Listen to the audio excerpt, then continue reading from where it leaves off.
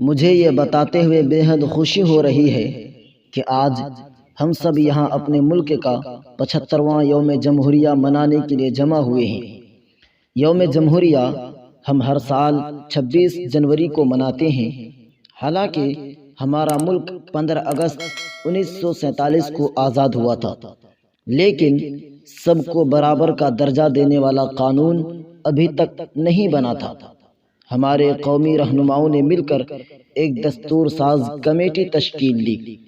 برسوں کی کوششوں کے بعد ڈاکٹر بھیم راؤ کی صدارت میں جمہوریت، انصاف اور ملک کے سبھی لوگوں کے لیے مساوات کے اصول پر مبنی ہندوستان کا آئین تیار کیا گیا۔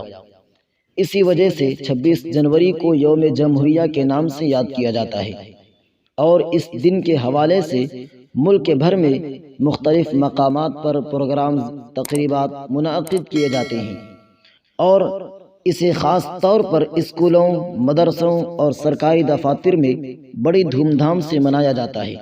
یوم جمہوریہ ہمارا قومی تہوار ہے۔ تمام مذاہب کے لوگ مل جل کر یہ تہوار مناتے ہیں۔ اس تہوار کا خاص تعلق کسی مذہب، ذات یا برادری سے نہیں ہے۔ اس دن ہم کو یہ عہد کرنا چاہیے کہ ہم اپنے ملک کے آئین کی حفاظت کریں گے، ملک کی ہم آہنگی اور امن کو برقرار رکھیں گے۔